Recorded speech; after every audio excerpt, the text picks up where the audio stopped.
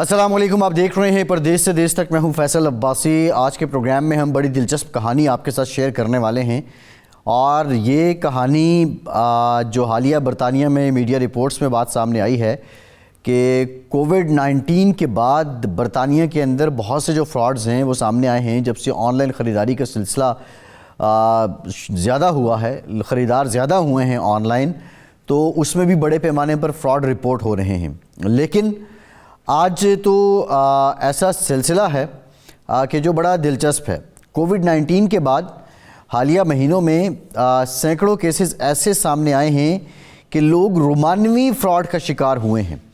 और इनकी अगर हम बात करें तो बहुत से लोग ऐसे हैं जो कम सिन और कम उम्र लोगों के साथ ताल्लुकात रखने की वजह से जेल की हवा भी खा चुके हैं। लेकिन दिसंबर 2021 था जनवरी 2023 के अगर हम आदाद शुमार देखें तो उसके मुताबिक जो रोमानवी फ्रॉड हैं उसमें तकरीबन 2 गुना इजाफा हुआ है और नुकसानात में 91% का रिकॉर्ड इजाफा हुआ है। औसतन हर वाक़े में लोग 6100 पाउंड खो बैठते हैं, यानी 6100 पाउंड का उन्हें नुकसान होता है। रिपोर्ट में कहा गया है कि जो फरेबी लोग हैं वो डेटिंग वेबसाइट्स का इस्तेमाल करते हैं और सोशल मीडिया पर जाली प्रोफाइल्स बनाकर लोगों को हनी ट्रैप में लाते हैं और फिर उसके बाद उन्हें लूटते हैं। अब जो ये आदाद शुमार हैं इसमें जो एज ब्रैकेट है वो बड़ी इंटरेस्टिंग है। रोमानवी स्कैंडल के शिकार अफराद जिनमें 18 से 35 साल और फिर 36 से 50 साल की उम्र के अफराद की तादाद तकरीबन 26% है। यानी 26% आप 18 से 35 कह लें और 36 से 50 साल के लोग भी 26% हैं। जबकि 51 से 65 साल की उम्र के अफराद की तादाद 25% है और 65 साल से ज़ायद उम्र के अफराद की तादाद 22% है। और जो बैंकिंग रिकॉर्ड है वो ये बताता है कि सबसे ज़्यादा चूना लगा है 51 से 65 साल की उम्र के लोगों को और उनके माली नुकसानात 46% हैं। यानी उम्र जूं बढ़ने लगी और ये नुकसान भी ज़्यादा होने लगा। हर 5 में से 3 यानी 60% में धोखेबाजों ने रोज़मर्रा ज़िंदगी के अखराजात के बहाने से माली मदद मांगी। कुछ ने तिब्बी मदद के तौर पर घर की बेहतरी के लिए, मरम्मत के लिए और दीगर ज़रूरियात के लिए मदद मांगी और फिर वो पैसे लेकर रफू चक्कर हो गए। हर 6 में से 21% ने यह दावा किया है, हर 6 में से 1 ने, यानी मजमूई तौर पर 21% ने यह दावा किया है कि वो बैरून मुल्क फंसे हुए हैं और उन्हें घर वापस जाने के लिए मदद की ज़रूरत है। कुछ धोखेबाजों ने तेल निकालने वाले कुएं पर भी काम का दावा किया है और तकरीबन 10 में से 1 बंदा जो है वो इन धोखेबाजों के हाथों शिकार होता रहा है। अब बुनियादी वजह क्या है कि लोग इतने बड़े पैमाने पर इस हनी ट्रैप में क्यों आए हैं? वो कौन से अवामिल हैं जो मजबूर कर देते हैं आपको कि आप किसी रोमानवी अफेयर के लिए भी पैसा लगाएं? और ये कितनी बड़ी रीत है? क्या ये रीत यहीं पर रुकेगी या ये बाज़ाब्ता एक रिवाज बन जाएगा? इन्हीं तमाम मामलात पे हम बात करेंगे और इससे मुतालिक क़वानीन क्या कहते हैं, ये बड़ा अहम नुक्ता है। चौधरी शफीक साहब क्रिमिनल लॉयर हैं, लंदन से हमें ज्वाइन कर रहे हैं। बहुत शुक्रिया चौधरी साहब आपका। बैरिस्टर ग़ुलाम मुस्तफ़ा ख्वाजा साहब सॉलिसिटर हैं, लंदन से हमें ज्वाइन कर रहे हैं। बैरिस्टर साहब आपका शुक्रिया। ज़ुबैर अवान साहब सॉलिसिटर हैं, लंदन से हमें ज्वाइन कर रहे हैं। और डॉक्टर ताहिर वास्ती साहब सॉलिसिटर हैं, लंदन से हमें ज्वाइन कर रहे हैं।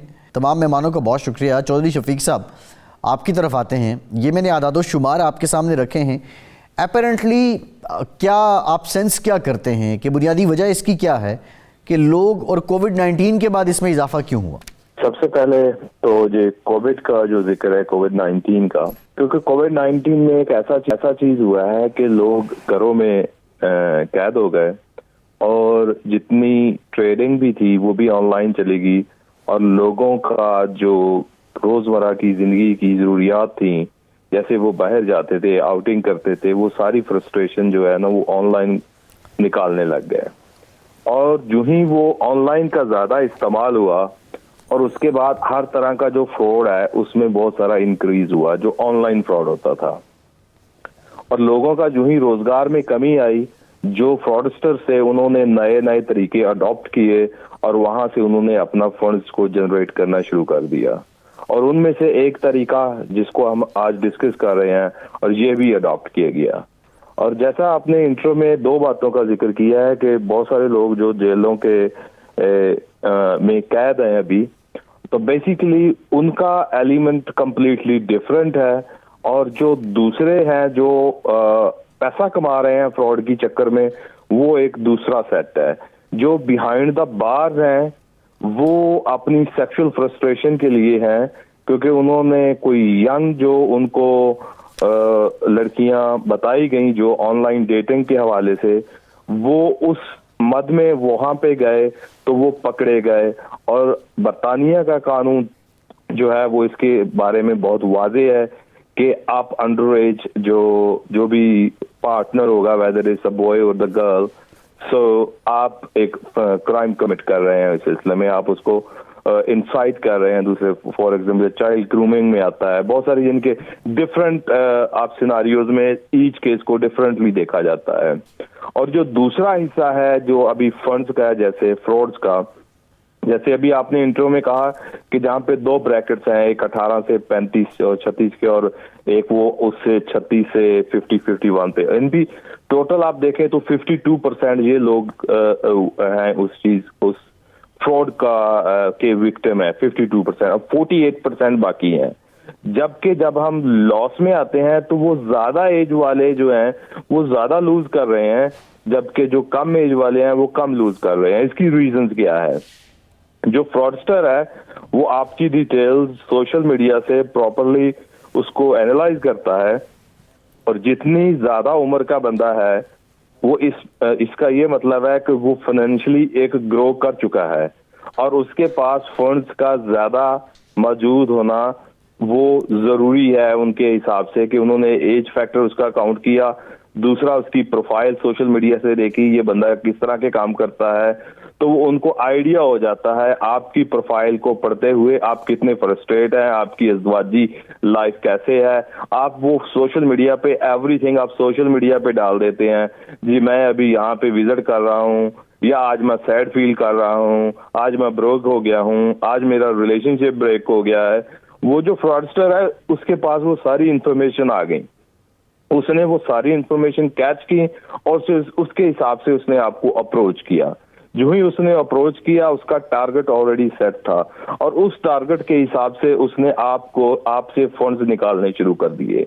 और इसमें एक बहुत सारा वो यूके में मशहूर हुआ था, वो HSBC का था, और वो उन्होंने तकरीबन एक जो वो फीमेल थी वो मेरे ख्याल में उससे 100,000 पाउंड जो है ना वो फ्रॉडस्टर ने ले लिया था।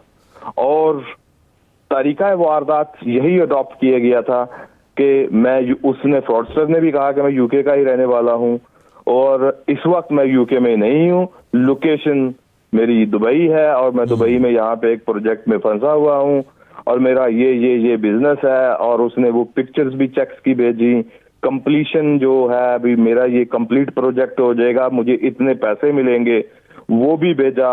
और उस मद में अभी मैं थोड़ा सा कैश फ्लो में आ गया हूं और मुझे कुछ फंड्स की जरूरत है। उस वक्त तक वो जो औरत थी यूके से, क्योंकि वो डिवोर्सी थी और उसने ऑलरेडी उसकी प्रोफाइल पढ़ ली थी, तो उसका ऑलरेडी ब्रेकअप हो चुका था, और उसको उसने पहले अपने वो पूरे जार में उतारा और फिर वहां से फंड्स की रिक्वेस्ट की।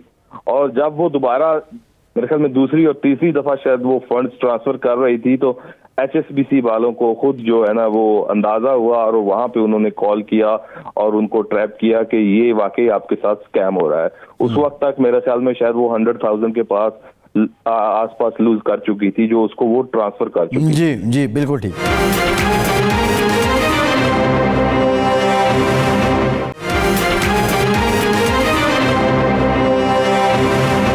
ब्रेक के बाद एक बार फिर से आपको खुशामदीद कहेंगे।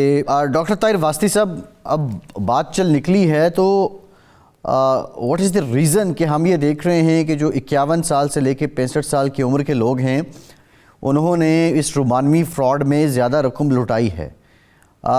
एक तो फैक्टर उन्होंने बताया चौधरी शफीक साहब ने कि आप उस वक्त तक पैसा कमा चुके होते हैं, कंपैरेटिवली सेटल्ड लाइफ होती है। और क्या फैक्टर्स होते हैं कि ये इतना नुकसान इस उम्र के लोग कर गए? जी हाँ, इसमें जैसे कि शफीक ने मेरे ख्याल बहुत अच्छी तरह इसको कवर किया है और आपको तमाम बातें बहुत अच्छी तरह से समझा दी हैं। बुनियादी तौर पर बड़ी उम्र के लोग हों तो उनमें ज़रा ज़्यादा इस बात का एहतमाल होता है कि उनके पास पैसे ज़्यादा हैं और वो उनकी बीवियाँ अपने बच्चों के साथ मसरूफ़ होती हैं और दूसरे मामलात में वो बहुत ज़्यादा मसरूफ़ होते हैं. They also feel a bit lonely and they also take up this as an opportunity कि शायद कोई जवान लड़की या कोई और जो खातून है जो उनसे कम उम्र हैं और जिसको उसके बीवी की निस्बत उसके पास टाइम देने को उसको ज़्यादा है, इसलिए जल्द जाल में फंस जाते हैं. लेकिन बुनियादी तौर पर जैसे कि शफीक ने कहा है, बिल्कुल ठीक बात है कि इस उम्र के लोगों के पास पैसा मौजूद होता है और यंगस्टर के पास इतना पैसा मौजूद नहीं होता और वो अपने लोनलीनेस को भी ख़त्म करना चाहते हैं और समझते हैं कि इस रोमानवी चैट से वो लुत्फ़अंदोज़ होंगे और किसी न किसी दिन उनसे मुलाकात हो जाएगी और शायद कोई दूसरा ऐसा सहारा मिल जाए जिसकी वजह से उनकी तन्हाई ख़त्म हो. जी बिल्कुल ठीक है. अच्छा बैरिस्टर ग़ुलाम मुस्तफ़ा साहब, जो बरतानिया में क़वानीन हैं वो इस मद में क्या कहते हैं? और दूसरा ये बताइएगा कि अगर कोई लुट जाता है इन केसेस में तो क्या वो ओपनली इजहार करता है? ऑनलाइन शॉपिंग वाला तो ओपनली कर लेगा भाई मेरे से फ्रॉड हो गया. तो जो हेजिटेंस है वो किस हद तक है कि कोई लुट गया तो ठीक है बस उसने चुप हो जाना है, किसी से बात की या कोई और वकील किया तो मज़ीद हज़ीमत उठानी पड़ेगी? बहुत शुक्रिया फैसल. इसमें देखें जी कि जो लोगों के साथ खासतौर पे ये जो रोमानवी फ्रॉड में जो होता है लोगों के साथ जो इसके विक्टिम होते हैं वो बहुत कम जो है वो आगे आकर के रिपोर्ट करते हैं, क्योंकि इसमें जो अगर हम एशियाई कल्चर की बात करें या पाकिस्तानी सोसाइटी की भी बात करें तो उसमें भी जो विक्टिम होते हैं, क्योंकि हमारे कल्चर इस तरह का है तो वो खुद से शर्मसार से होते हैं कि मैंने क्यों इस तरह जो है इसमें अपना कोई जो है वो रिएक्शन नहीं किए कि मैं इसमें किस तरह फंस चुका हूँ और मैं अब दूसरों को बताऊंगा तो मेरे पैसे तो नुकसान हो गए या मेरा अकाउंट तो हैक हो गया या मेरा सारी सेविंग तो जाती रही, मगर अब मैं दूसरों को बताऊंगा तो मुझे जो है वो और शर्मिंदगी उठाना पड़ेगी और मेरे पैसे तो लुट गए और अब इज्जत भी जाती रहेगी. तो उस चीज़ की वजह से रिपोर्ट नहीं होता और ये सबसे गलत चीज़ है. हमें इसको रिपोर्ट करना चाहिए, क्योंकि रिपोर्ट करने के बाद ही जो एजेंसी जैसे पुलिस को आप इनिशियली रिपोर्ट करते हैं तो उसके बाद बहुत सारी रेलेवेंट एजेंसीज यूके के अंदर हैं जो साइबर क्राइम की हैं और इस तरह के काफ़ी सारे विंग्स हैं जो इसके ऊपर बहुत ज़्यादा एक्टिवली काम करते हैं. तो वो इसको हाईलाइट कर सकते हैं कि किस तरह हो रहा है, किस तरह से किसी को मतलब एक शख्स को किसी डिफरेंट तरीके से वो इस स्कैम का हिस्सा मतलब इससे स्कैम कर सकते हैं और दूसरे को किसी दूसरे तरीके से. तो जितनी ज़्यादा इसकी रिपोर्ट होगी पुलिस को और रेलेवेंट जो अथॉरिटीज़ हैं उतना ही इसका जो रेशियो है वो कम आएगा. अनफॉर्चुनेटली काफ़ी इनकरेज करने के बाद भी हम भी जब क्लाइंट्स देखते हैं तो वो कहते हैं कि हम रिपोर्ट नहीं करना चाहते, आप वैसे बताएं हम वैसे इनको क्या कर सकते हैं. तो आप रिपोर्ट करिए वगैरह वैसे उनके खिलाफ क्या कर सकते हैं. नंबर वन, जब जिन लोगों के साथ ये स्कैम होता है उसकी जो प्रोफाइल होती है वो स्टार्टिंग पॉइंट ही उनका फेक होता है. ठीक है, उनकी प्रोफाइल फेक होती है, उनकी आइडेंटिटीज फेक होती हैं. उन्होंने बहुत ज़्यादा जो है वो या तो फ़ोन के ऊपर उन्होंने किया होगा या फिर वो करते ये हैं कि जो प्लेटफॉर्म्स होते हैं जैसे कोई भी डेटिंग ऐप के प्लेटफॉर्म्स हैं और सोशल मीडिया के प्लेटफॉर्म्स हैं, वो इन प्लेटफॉर्म से आपको इनकरेज करते हैं कि आप उनके साथ प्राइवेटली चैट करें, मतलब उनके प्राइवेट नंबर के ऊपर जाकर चैट करें, जो कि वहाँ पे उतनी प्रोटेक्शन अवेलेबल नहीं होती जो कि इन प्लेटफॉर्म्स ने रखी हुई है. एक तो वहाँ से ये शुरू होता है. अब दूसरे नंबर पे जो फिगर्स आपने बताई हैं उसमें जो 50+ वालों की जो फिगर आ रही है या जो हाई नंबर है उसकी वजह माली दौलत या उनके पास असबाब होने के अलावा उसकी वजह एक ये भी है कि वो जो जब ये लोग अपने 20s में थे या 30s में थे, मतलब जब ये अर्ली यंग थे तो उस वक्त ये सारे प्लेटफॉर्म्स नहीं थे, ये उनके लिए एक बहुत नई चीज़ है. तो वो इतना एजुकेट भी नहीं है इसमें कि इसमें किस तरह के रिस्क आ रहे हैं, किस तरह के, क्योंकि वो जब वो यंग जनरेशन थे तो उनको ये सारा कुछ अवेलेबल नहीं था. तो आज उनको अवेलेबल हो रहा है, मतलब आज वो सोशल मीडिया के ऊपर अगर ज्वाइन करते हैं, किसी प्लेटफॉर्म को ज्वाइन करते हैं तो उनको इसके साथ में जो रिस्क हैं वो अगर कंपेयर करते हैं यंग जनरेशन के साथ तो वो उनको इतने ज़्यादा रिस्क जो है इनको नहीं पता. स्पेशली इस मतलब वैसे वो में मतलब जो उम्र में 50 से ऊपर हैं वो काफ़ी तजर्बाकार होते हैं, अपनी लाइफ में एक्सपीरियंस होता है उनका, मगर उनका इस इंडस्ट्री के अंदर एक्सपीरियंस नहीं, उनका सोशल मीडिया के ऊपर एक्सपीरियंस नहीं होता. इस फील्ड में वो जो है वो बिल्कुल नए नवारद होते हैं. तो वो जो है यंग जनरेशन से ज़्यादा जो है वो इजीली ट्रैप किए जा सकते हैं, आसानी से उनको विक्टिम बनाया जा सकता है। और ये तो बिल्कुल फैक्ट है कि उनके पास अकाउंट में पैसे होंगे या उनके पास कोई सेविंग या प्रॉपर्टी होगी या किसी तरीके से उनसे जो है वो पैसे बटोर लिए जा सकते हैं। सही है। उसके बाद अच्छा, दूसरा इसमें ये भी है कि जब आप बैरिस्टर साहब आपकी तरफ दोबारा भी आता हूँ, लेकिन अब क्या समझें कि वो जो सीइंग इज़ बिलीविंग वाली बात है, अब वो सीइंग इज़ चीट, क्योंकि लोगों को वो प्रोफाइल फेक हैं, वो दिखा के ट्रैप किया जा रहा है। तो अब यकीन कैसे करना है और किस पे यकीन नहीं करना है? ज़ुबैर साहब, टेक्निकल बात तो ये है कि मामला रिपोर्ट होगा और फिर उसके बाद वो कानून के कटहरे में जाएगा और फिर सज़ा और जज़ा का फ़ैसला होगा। लेकिन ये मामला ऐसे है कि ये बंदा अगर रिपोर्ट करता भी है तो सबसे पहले वो अपने घर में क्या बताएगा? जिस तरह डॉक्टर ताहिर वास्ती साहब बता रहे थे कि बहुत से लोग ऐसे हैं कि जिनको फैमिली टाइम नहीं देती, बच्चे नहीं देते, बेगमार टाइम नहीं देती, और फिर वो ये इजीली अवेलेबल फोरम्स हैं इनकी तरफ चले जाते हैं। तो आप नहीं समझते कि ये बड़ा कॉम्प्लिकेटेड सा काम है कि पहले तो फिर घर में ही बंदे का पूरा इंसाफ होना है, फिर उसके बाद जाके उसने अदालत में अपना मामला रखना है? जी बहुत शुक्रिया। देखिए इसके बहुत सारे पहलू हैं इस सारे मसले के।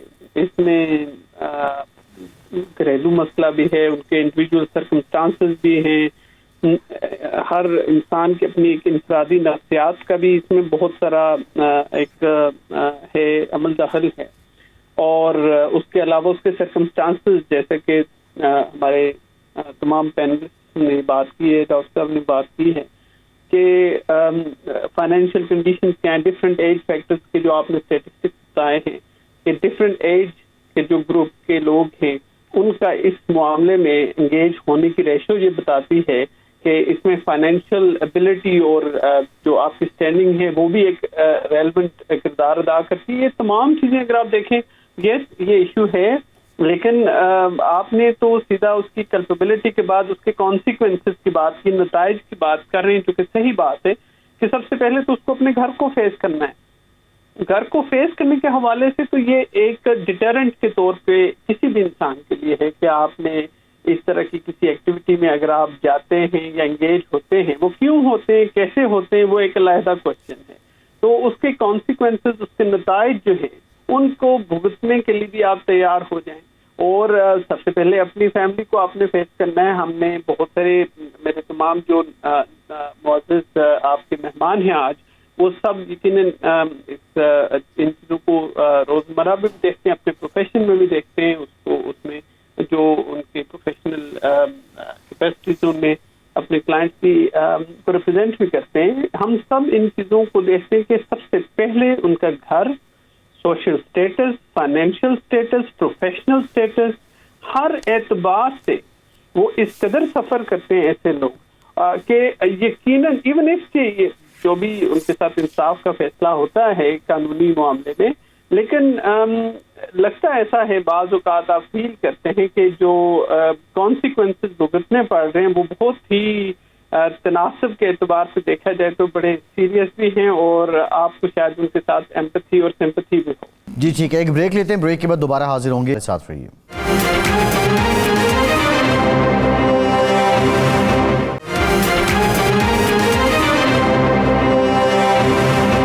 ब्रेक के बाद एक बार फिर से आपको खुशामदीद कहेंगे। अच्छा चौधरी शफीक साहब, अब ये डिस्कस करना बड़ा इम्पॉर्टेंट था। बाकी किसी को कोई और फ्रॉड का मामला है वो तो डिस्कस कर लेगा, लेकिन ये ऐसा मामला है कि इंसान शायद अपनी ज़ात के अलावा दूसरे के सामने रख भी नहीं सकता अगर उसको बहुत बड़ा नुकसान भी हो गया है। जो केसेस आते हैं इस मद में और जो मुतासिरा शख्स है वो ये भी कहता है कि मेरी सिक्रेसी भी कायम रहे, तो फिर उसका तरीक़ाकार क्या अडॉप्ट किया जाता है कि उसका केस भी अदालत में है, उससे मुतालिक किसी को इतना इल्म भी ना हो और उसको इंसाफ भी मिल जाए? ये अच्छा क्वेश्चन है हमारे नाज़रीन के लिए भी। इसमें ये है कि यूके एक ऐसा मुल्क है, आपको शायद ये डाटा इजीली अवेलेबल हो कि हम अगर जब इसको पाकिस्तान के साथ हम कंपेयर करते हैं तो यो सेक्सुअल क्राइम्स, जितने भी सेक्सुअल ऑफेंसेस हैं, वो यूके में पाकिस्तान की निस्बत बहुत ज़्यादा रिपोर्ट होते हैं। तो इस लिहाज से अगर ये रोमांस का जो फ्रॉड है हम इसको रिपोर्टिंग के हवाले से ये देखें कि बंदा शर्म महसूस करेगा, तो मेरे ख्याल में यूके में ऐसा मामला नहीं है। वहाँ ऑलरेडी ही सेक्सुअल ऑफेंसेस जो हैं वो बंदे आराम से रिपोर्ट करते हैं, वो हेजिटेट नहीं करते, कोई शर्मिंदगी महसूस नहीं करते। ये तो पहली बात। और दूसरी बात जो अभी आपने कही कि वो उसका मामलात जो ठीक भी हो जाएं और रिपोर्ट भी ना हो, देखें जो फ्रॉड का ये इश्यूज हैं जितने भी ये रोमांस के हवाले से मेरा चोई साहब मुझे देखें, मेरा सवाल ये था कि मैं ये चाहता था, मैं जो आपसे पूछना चाह रहा हूँ कि मामला रिपोर्ट भी हो और सादा अल्फाज में कि उसका घर भी ख़राब ना हो। अब वो भले कोई यूके में या पाकिस्तान में, इतना अंदाज़ा मुझे है कि जब इस तरह की बात घर में जाती है, घर में पता चलती है, तो सबसे पहला प्रेशर वहाँ से आता है। जी, उसका जो तरीक़ाकार है जो वहाँ पे यूके में है, क्योंकि ये फ्रॉड का है एलिमेंट, फ्रॉड का जो भी एलिमेंट है ये क्रिमिनल ऑफेंस है। क्रिमिनल ऑफेंस है, यहाँ पे पुलिस इसको डील करती है। You have to report it to the Action fraud.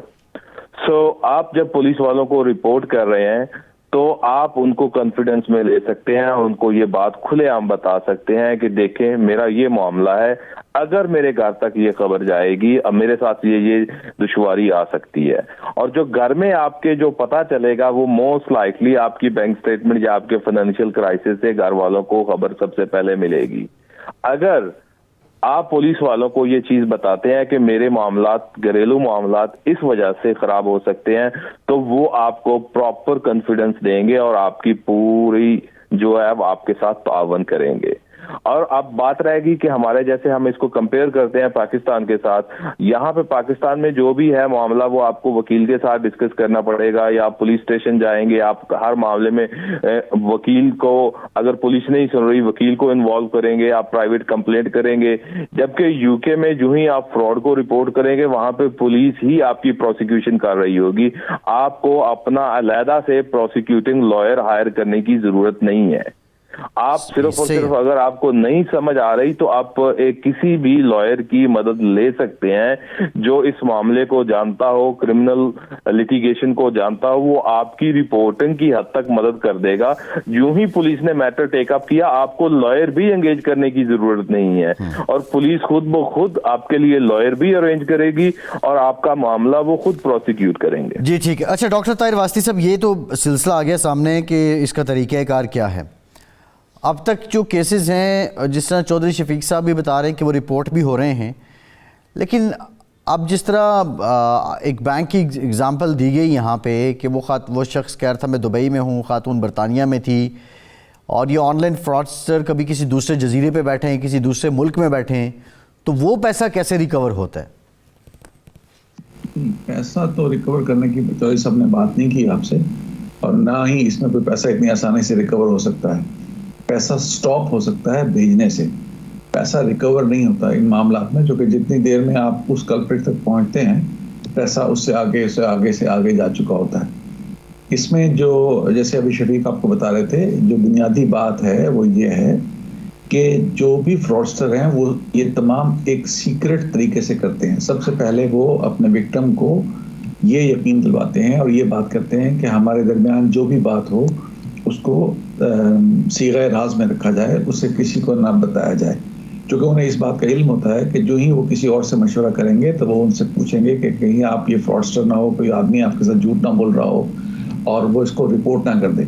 तो पहली तरीका तो ये है कि ये सीक्रेट तरीके से होता है। जहाँ तक पैसे की बात है भाई, पैसा अगर ट्रांसफ़र हो गया तो पैसा वापस नहीं ले सकती, ना यहाँ की गवर्नमेंट ले सकती है, ना कि यहाँ कोई और आदमी। उसके लिए तो आपको बैंक से ही रिज्यू करना पड़ता है। आपका पैसा बुनियादी तौर पर इंश्योर्ड होता है। तो इन सम इंस्टेंसेस जहां आप विक्टिम ऑफ फ्रॉड हो तो यहाँ की बैंक की इंश्योरेंस आपको मदद कर सकती है कि अगर आपने खुद से पैसा ट्रांसफ़र किया तो फिर उस मामले में बैंक भी आपकी मदद नहीं करता। लेकिन if you are victim of fraud और ये साबित कर लें कि आप विक्टिम फ्रॉड है तो सम टाइम जो इंश्योरेंसेस हैं बैंक्स की वो मदद करती हैं। लेकिन अगर पैसा दुबई में मोस्टली, चुके इसमें जो पैसा ट्रांसफ़र होता है वो ये कहा जाता है कि मेरी माँ बीमार हो गई, उसको ऑपरेशन करवाना है, मेरा बाप बीमार हो गया, मैं कोई बिल्डिंग बना रहा था, वो जो प्रोजेक्ट था हमारा वो बिल्डिंग ख़त्म हो गया, मुझे बोरिंग चाहिए। तो बाय द टाइम आप एक्शन फ्रॉड को बताते हैं और उस मुल्क की जुरिस्डिक्शन तक पैसा पहुंचता है, उसके बाद वो पैसा उस अकाउंट में रहता ही नहीं। तो पैसा जो है आसानी से रिकवर नहीं होता दूसरे मुल्क से, यहाँ के इंश्योरेंसेस और यहाँ के जो बैंक के मामलात हैं, उस सूरत हाल में सम टाइम बैंक पैसा वापस मिल जाता है अगर आप साबित करेंगे you are victim of fraud. लेकिन अगर आपने खुद से पैसा ट्रांसफ़र किया तो देन इट इज डिफिकल्ट। जी ठीक है, मैं आऊँगा आपकी तरफ। ज़ुबैर साहब ये बताइएगा, अब ये सारी डिस्कशन तो हो गई है, लेकिन ये मामला बड़ा कॉम्प्लिकेटेड है हर लिहाज से। पैसा रिकवर करना भी, पैसा फिर आगे जब निकल गया फिर उसके साथ ओपनली आप डिस्कस भी इसको नहीं कर सकते। बचा कैसे जाए, करना क्या चाहिए? और क्योंकि डेटिंग ऐप एक बहुत बड़ा बिज़नेस है, तो उस पर कैसे पता चले कि ये वेरीफाइड हैं और इसमें कोई दो नंबरी नहीं है? इसका तरीक़ाकार क्या हो? जी देखिए, ये तो है, जैसे कि आप खुद भी एक्नॉलेज करेंगे, ये बहुत ही कम्प्लेक्स कॉम्प्लिकेटेड इशू है और जिसमें गवर्नमेंट्स भी लगता नहीं है क्लियर है, क्योंकि एक तरफ ये वेबसाइट्स हैं और इनका जो रेगुलेशन का प्रोसेस है बड़ा ही डिफिकल्ट है। क्लियर बात है कि गवर्नमेंट यहाँ की इतनी एडवांस डेवलप्ड कंट्रीज में भी पूरी तरह से इस मार्केट को कंट्रोल नहीं कर सकती या इनको किसी भी तरीके से चेक में नहीं ला सकती, और ये फ्रॉड हो रहा है और लोग इसमें इस ट्रैप में आ रहे हैं। एंड आई एम श्योर हम उस पर भी आएंगे। मैं अर्ज ये करूँ आपको कि इसमें इंडिविजुअल के ऊपर फोकस ज्यादा है, ना कि कॉर्पोरेट के ऊपर या कमर्शियल जो इसके ट्रैप्स हैं आप कह लें, या कमर्शियल जो एंटिटीज हैं जो इसको प्रमोट कर रही हैं, जो इसको यूज कर रही हैं, अब्यूज कर रही हैं सारे प्रोसेस में। अभी भी अगर आप गवर्नमेंट की जो पॉलिसी है वो इसको क्रिमिनल इंडिविजुअल क्राइम के कॉन्टेक्स्ट में ज्यादा देख रही हैं, और शायद आपकी आज की डिस्कशन का सब्जेक्ट भी ये है कि लोग, आम आदमी, आम जो एक बंदा है वो इससे कैसे बचा जाए, वो कैसे बचे, वो बड़ा ही मुश्किल है। वो अवेयरनेस का है सबसे पहली बात, जो आपका प्रोग्राम भी आज यही कर रहा है कि आप अवेयरनेस कॉज कर रहे हैं कि लोग समझें कि ये आप प्लीज खुदारा ऑनलाइन जिन भी चीजों में जो भी आपका इंटरेस्ट है, फॉर वट एवर रीजन आपका कोई कंसर्न है, आप बहुत मुहतात रहें। आप ऐसी चीजों से, इन ऑनलाइन बिजनेसेस हो, ये मार्केट हो, या ये जो रोमानवी जो भी इशू है, इसको जब भी आप यूज कर रहे हैं, इसको जब भी आप इसको सर्फिंग कर रहे हैं ऑनलाइन, आप अपने आप की अपनी सेफ्टी, अपनी ऑनलाइन सेफ्टी के हवाले से अवेयर हों। अगर आप अवेयर होंगे, आप इन्फॉर्म्ड होंगे, तो आप ऐसी चॉइसेस मेक करेंगे जो कि आपको प्रोटेक्ट कर रही हैं। जब आप अपनी प्रोटेक्शन के हवाले से कंसर्न हैं, तब आप इन चीज़ों को यकीनन इस्तेमाल करते हुए ऐसी कोई भी चीज़ जो है उसको आप यकीनन आप केयरफुल होंगे, आप उससे बच सकेंगे। दिस इज ओनली थिंग आप कर सकते हैं, वरना और कोई तरीका नहीं है। हम ना ही उससे कंसर्न भी नहीं है शायद अभी इस लेवल पे कि इन वेबसाइट्स को या इन चैनल्स को किसी तरह से कंट्रोल किया जाए। वो गवर्नमेंट है, गवर्नमेंट के लेवल पे शायद इस पे कुछ हो, but at the moment this is an issue जो एक इंडिविजुअल को कंसर्न कर रहा है। जी ठीक है, एक ब्रेक लेते हैं, ब्रेक के बाद दोबारा हाजिर होंगे, साथ रहिए।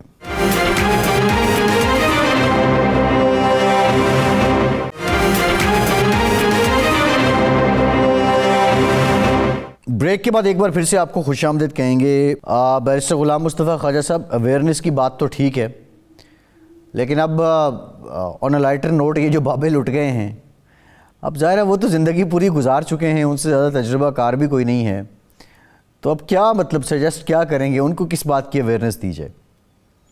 वैसे जो लुट जाता है उसको अंदाज़ा हो जाता है कि अब ये काम नहीं करना, लेकिन जो अभी नहीं लुटे हैं और शायद वो उन पे ये तलवार लटक सकती है, तो उनके लिए क्या आपकी क्या सबमिशन है? देखिए, उनके लिए मैं यही कहूँगा कि सबसे पहले तो ये कि अगर आपसे जब भी आप too good to be true कोई चीज़ आपको लग रही है, तो आपको पता होना चाहिए कि ये आपके साथ जो है ना कोई हाथ होने वाला है। एक तो उसके ऊपर थोड़ा उनको कंसर्न उसी वक्त हो जाना चाहिए। अगर कोई 50-60 की एज में है और उनके साथ कोई 20-22 साल की लड़की जो है वो रोमांस कर रही है, तो उन्हें उधर से पता हो जाना चाहिए कि कोई ना कोई इसमें चक्कर तो जरूर चल रहा है। दूसरे नंबर पे ये कि अगर उनसे जब पैसे ट्रांसफर कराने की बात है, तो अगर तो वो ऑनलाइन बैंकिंग नहीं करते, तो बैंक्स के ऊपर एक चेक्स होता है, फाल्कन चेक्स उसे बोलते हैं, जो मेजॉरिटी यूके बैंक्स हैं उनके ऊपर काफी रिस्पॉन्सिबिलिटीज हैं कि अगर आप देखते हैं कि कोई कस्टमर है जिसने 10,000 या 15,000 या 20,000 कभी किसी को ट्रांसफर नहीं किया, उसके अकाउंट की हिस्ट्री हिस्ट्री में इस तरह की ट्रांजैक्शंस नहीं है, और एकदम से वो आके बैंक में कहता है कि मुझे 5,000 या 10,000 कैश में दे दो या इस अकाउंट में ट्रांसफर कर दो, तो बैंक्स के ऊपर रिस्पॉन्सिबिलिटी है कि वो उसको बिठा के पूछते हैं, चेक करते हैं, वेरिफिकेशन करते हैं और उनको थोड़ा सा वो इन्वेस्टिगेशन करने की कोशिश करते हैं कि किस मद में ये पैसे जा रहे हैं। अब होता ये है कि जब इस तरह के जो लोग जब इनको ये फंसा लेते हैं, क्योंकि वो इतने मास्टर होते हैं इन कामों के अंदर आम लोगों को फंसाने में, कि वो उनको इतना टाइम नहीं देते और उनको इतने ज्यादा एक्सक्यूजेस देते हैं जो वो बैंक वालों को खुद जाके देते हैं कि नहीं ये एक्सक्यूज है, ये मेरा रिश्तेदार है या मेरी ये कजन की बेटी है या ऐसे कुछ है। तो वो फिर बैंक वाले जो हैं वो मजबूर हो जाते हैं उनका, क्योंकि एंड ऑफ द डे पैसे तो उसी कस्टमर के होते हैं, तो वो इस तरह करते हैं। अब बैंक्स के ऊपर जितना गवर्नमेंट ने जो इनके ऊपर रिस्पॉन्सिबिलिटीज डाली हुई हैं, वो अपने तरीके से पूरी कोशिश कर रहे हैं, और बहुत सारे केसेस में बैंक को इवन पैसा वो रिकवर नहीं भी हो रहा था तो बैंक कई केसेस में पैसे जो है वो वापस जरूर करते हैं। तो रिपोर्टिंग जरूर करें। मैं यही कहूंगा कि पुलिस को रिपोर्ट करें, यहाँ पे एक्शन फ्रॉड है उसको रिपोर्ट करें, क्राइम्स के ऊपर है उसको रिपोर्ट करें, आप इसको रिपोर्ट करें। जितना ज्यादा इसकी रिपोर्टिंग होगी उतना ही जो ये शऊर है ये फैलेगा, और जितना ज्यादा ये शऊर फैलेगा उतना ही ये क्राइम जो है वो कम होगा, या किसी दूसरे तरीके से ये वो क्रिमिनल जो है वो अपनी एक्टिविटी करेंगे। अब इसके बाद मैं एक और पहलू आपको बताता चलूं कि इसमें ये नहीं होता कि हर जो रोमांस फ्रॉड है इसके अंदर जो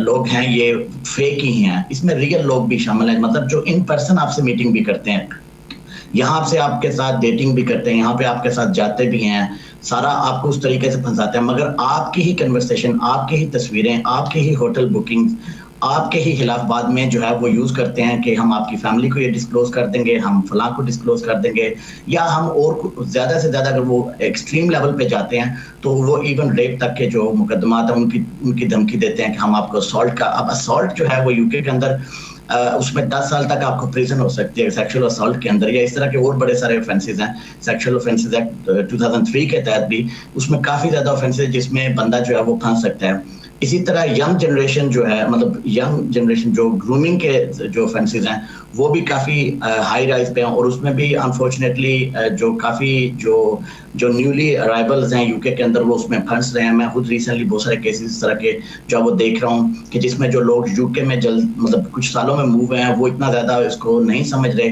और वो भी इनमें फंस रहे हैं, और बाद में फिर ब्लैकमेल भी हो रहा है, और कुछ इवेंट्स में वो इवन उनको जो है जेल की सजाएं जो है वो भी मिली हैं, जिसमें मतलब सही में उन्होंने किसी के साथ ज्यादती की या ज्यादती करने की कोशिश की या किसी तरह से जो है उनको जो है वो किसी एक्टिविटी में जो गैर इखलाकी उसमें वो शामिल रहे हैं। तो इसमें उनको मैसेज तो यही किया जा सकता है, जो खासतौर पे जो फिगर्स आपने बताई हैं जो ओवर 50s की हैं और जो इस तरह के स्कैम के अंदर जो है वो अगर अभी भी मतलब किसी के साथ वो बात कर रहे हैं तो वो अपने किसी दोस्त को कॉन्फिडेंस मिलेगा। ठीक है, अगर आप अपनी वाइफ के साथ या अपने बच्चों के साथ ये बात नहीं कर सकते, आप किसी कॉन्फिडेंस में किसी यहाँ पे जैसे हमारी मसाजिद हैं उनके अंदर आप किसी मस्जिद में वहाँ पे आप किसी के साथ बात करें, आप किसी शॉपकीपर के साथ आपका ताल्लुक है, किसी ग्रोसरी शॉप पे आप जाते हैं वहाँ पे उसके साथ मतलब कॉन्फिडेंस में लेके आप उससे बात करें। जब आप किसी से बात करेंगे ना तो आपके चांसेस बढ़ जाएंगे कि आप वहां से उस स्कैम से बच सकते हैं। अगर आप किसी के साथ शेयर नहीं करेंगे तो को फिक्र खबर नहीं होगी तो किसी को फिक्र भी नहीं होगी। बिल्कुल ठीक है, शेयरिंग इज केयरिंग। बड़ी अच्छी बात आपने की है। चौधरी शफीक साहब, आपकी क्या सबमिशंस हैं कि कैसे इस फ्रॉड से बचा जा सकता है? मेरे नज़दीक सबसे पहले जब भी आप किसी के साथ ऑनलाइन जो रोमांस या डेटिंग कर रहे हैं तो यहाँ पे पॉइंट ये आ जाए कि मैं इस वक्त आउट ऑफ कंट्री हूँ, या मैं कोई वहाँ पे प्रोजेक्ट कर रहा हूँ, या मैं वहाँ पे आर्मी का हिस्सा हूँ, या मैं कहीं पे यूएनओ के मिशन पे हूँ। इस तरह की जो ही बात आए वहाँ पे आपको वेरी केयरफुल होना पड़ेगा, क्योंकि वो बंदा आपको ट्रैप में लेके आ रहा है। और सेकेंडली, यहाँ पे किसी किस्म का पैसे की डिमांड आ जाए या वो इस तरह की सिचुएशन क्रिएट करे कि अभी मैं ब्रोक हूँ, मैं फंस गया हूँ, मुझे फॉर एग्जांपल ट्रीटमेंट के लिए जरूरत है, बिजनेस मेरा चला गया है, कैश फ्लो का इश्यू बन गया है, कोई भी इस किस्म का वो उज़र वहां पे पेश करे तो आप वहां पे अपने कानों को खड़ा कर लें कि you are going to be into this trap and you will be the victim of fraud. और क्योंकि ऑनलाइन जो भी रोमांस आप करते हैं या आप डेटिंग कर रहे हैं ऑनलाइन, वो उस वक्त तक आप उसको यही समझें कि ये एक फेक है जब तक आप उसको रियल में ना देख लें। तो जब आप रियल में देखेंगे तो आप उसको एनालाइज कर सकते हैं। जब तक वो बंदा आपसे, पता नहीं, हो सकता है आपकी नेक्स्ट डोर बैठा हो, आपको क्या खबर है वो नेक्स्ट डोर है या वो यूएसए में बैठा है, या वो मैक्सिको में बैठा है, ब्राजील में बैठा है, कहाँ पे बैठा है आपको पता ही नहीं है, ऑनलाइन है, और वो आपको कुछ भी उस तरफ से बेच रहा है, आपको कोई अंदाजा नहीं है वो क्या है, XYZ जो भी वो आपको पिक्चर्स वहां से भेज रहा है, छोटी शॉर्ट वीडियोस भेज रहा है। और कभी कभार तो वो इस तरह का भी यूजर करते हैं कि जी हम बात ही नहीं कर सकते, हम इस तरह की पोजीशन में है, वहां पे कोई ऐसे हम कॉल हमारे लिए मना है, हम सिर्फ चैट कर सकते हैं, और अपने वो इस किस्म के दुख बताते हैं। तो then first thing you should stop and think then act. So ये आपके लिए सबसे बचने का पहला तरीका है। और उसके बाद दूसरी जो रिपोर्टिंग की, हमारे दूसरे मेरे जो कोलीग्स हैं, ख्वाजा साहब हैं, डॉक्टर वासी साहब हैं, उन्होंने भी उसको, जुबैर साहब हैं, उन सब ने जिक्र किया है कि रिपोर्टिंग जो है उसमें आप किसी किस्म की भी ऐसी ना सोचें कि आप रिपोर्ट करेंगे आपको कुछ नहीं मिलेगा। You must report it. जब आप रिपोर्ट करेंगे, और मोस्ट लाइकली अगर आपकी किस्मत में हुआ तो you will get it back.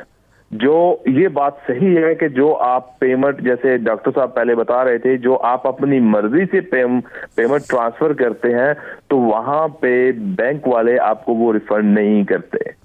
लेकिन उसके साथ अगर ये चीज बाद में वाजे हो जाती है कि उसमें कोई फ्रॉड का एलिगेशन था, वहां यहां तक कुछ बैंक आपको कंपनसेट कर दे, क्योंकि बाहर से तो वो पैसा लेके वापस नहीं आ सकेंगे, तो हो सकता है कि आपको वहां से कुछ कंपनसेशन मिल जाए और आपके लिए कुछ फायदा वहां से हो जाए। अगर आप रिपोर्ट नहीं करेंगे तो you will be in trouble, you will get nothing. अच्छा डॉक्टर ताहिर वास्ती साहब, अभी ये गुलाम मुस्तफ़ा साहब ने ये बात की थी कि जो नए आते हैं लोग, और बिलखुसूस पाकिस्तान से आते हैं, वो इस हनी ट्रैप का बहुत आसानी से शिकार हो जाते हैं। तो आप क्या सजेस्ट करेंगे, नए आने वालों को क्या मशवरा देंगे, और बिलखुसूस जो हमारे पाकिस्तानी अभी ताज़ा बरतानिया गए हैं, वहाँ सेटल होना चाह रहे हैं, तो उन्हें क्या करना चाहिए?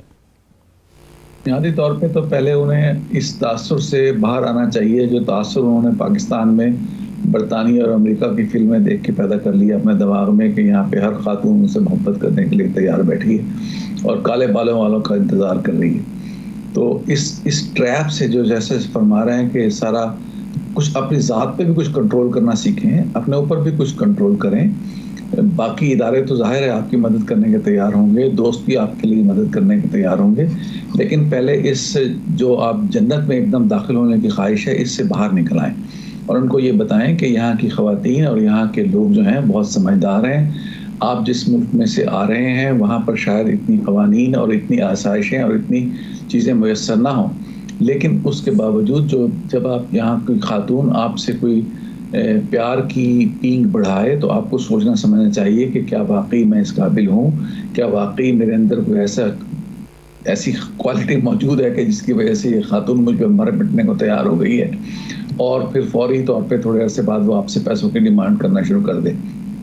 तो सबसे पहले अपने ऊपर थोड़ा सा कंट्रोल भी करना सीखना चाहिए। इनसे पहली डिमांड तो ये है जिन लोगों की आप फरमा रहे हैं कि वे आए हैं पाकिस्तान से, कि अपने ऊपर थोड़ा सा कंट्रोल एक्सरसाइज करें और अपने आप को इस ट्रैप में पड़ने न दें। आप पड़ गए इस ट्रैप में तो फिर जाहिर है ये जैसे बता रहे हैं शफीक भाई भी और बाकी दोस्त भी और जुबैर ने भी कहा कि लोगों को ज़रूर बताएं और उनको बताएं कि जनाब मुझे ये खातून ये ऑफ़र कर रही हैं, मेरा उनसे ये राब्ता हुआ है, मेरा उनसे मामला हुआ है। एक बात इसमें जो अभी तक मिस हो गई कि जो हमारे दूसरे बैरिस्टर साहब फरमा रहे थे कि कुछ मामलात में ऐसा होता है कि आप रील उनसे मिल भी लेते हैं, होटल में भी चले जाते हैं, बुकिंग भी करवा लेते हैं और उसके बाद वो कहते हैं कि ये पिक्चर्स और ये चीज़ें हम आपको आपके घर वालों को शेयर कर देंगे। तो उस सूरत हाल में बरतानिया में जो ब्लैक मेलिंग का कानून है वो बहुत सख्त है।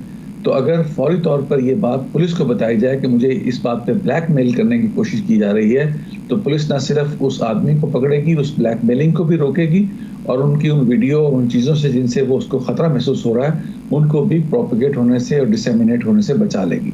तो blackmailing is a very major offence. अगर किसी पाकिस्तानी भाई को कोई शख्स ये कहे कि मेरे पास आपकी ये चीज़ है, आप मुझे इतने पैसे दें वरना ये चीज़ जो है मैं पब्लिक में ले आऊँगा। इसका फौरी हल है कि उसको पुलिस को बताया जाए ताकि वो ना सिर्फ वो चीज़ को रिकवर करे बल्कि ब्लैकमेलिंग को ख़त्म करे। जी ठीक, बहुत शुक्रिया डॉक्टर ताहिर वास्ती साहब आपका, शफीक साहब आपका, ज़ुबैर अवान साहब और गुलाम मुस्तफ़ा ख्वाजा साहब आपका। तमाम मेहमानों का बहुत शुक्रिया। आज के प्रोग्राम से इतना ही। फैसल अब्बासी को इजाज़त दीजिए।